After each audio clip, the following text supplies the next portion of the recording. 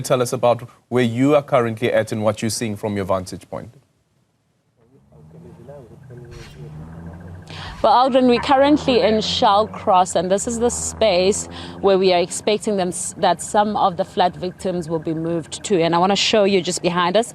This is the land that's been identified by the government of KwaZulu-Natal as one of the lands where they're going to have the temporal structures that are going to be built for a lot of people that are going to move in this area. We know that it's one of the portions of land identified that the MEC, of course, was supposed to come and see. Unfortunately, due to the fact that the minister's going to be here, he now has to prepare, and you would note that there are a lot of stats that they need to go through, as well as in terms of that disaster budgets that they need to ask for.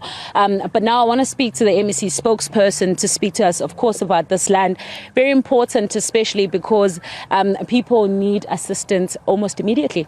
Yes, no, definitely. Yeah, the land here belongs to the Department of Human Settlements, acquired, and we are obviously moving with speed to ensure that we start the construction. The MEC has obviously expressed his appreciation to the Mayor of eThekwini, Councillor Cyril Xaba. As we indicated over the past couple of days, eThekwini has got what we call proactive land release strategy. That is why we have more than 10 to 12 pockets of lands in and around eThekwini, where we are going to be building permanent structures for the affected families. So here we talk about building permanent structures, about 85 units to accommodate families that have been affected by floods dating back to 2022 in April.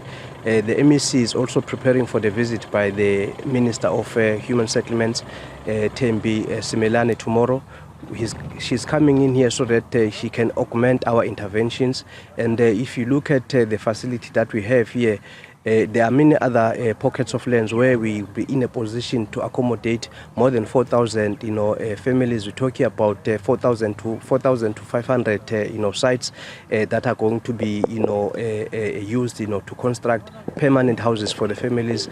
We've ensured that we adhere to the special planning and Land Use Management Act, and we've applied for the environmental impact assessment approvals which have been granted.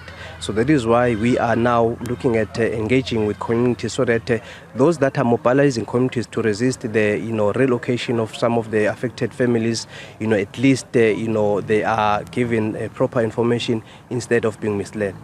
And I actually want to come into that because we saw in Chatsworth, when you moved some of the people into the area where they were sort of staying for a little while, there were people that were unhappy that happened. So how are you going to deal with that now in Shell Cross? Well, I'm sure you witnessed a couple of minutes ago, the pastor here on my left, he's happy that we are coming in here because he is running a community feeding scheme.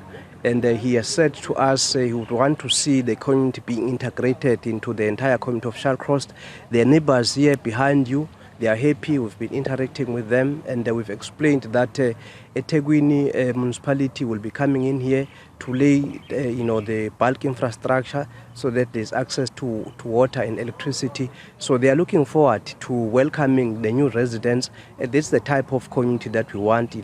The Rainbow Nation is what we need here in KwaZulu-Natal as we face all these challenges. Well, that Ndabezintli are speaking to us about the plans going forward, Aldrin. The land behind me being the land that's been identified where they're going to build permanent structures for those that are flood victims. Yeah, shocking also that you still have flood victims from 2022 that have still not been allocated safe space.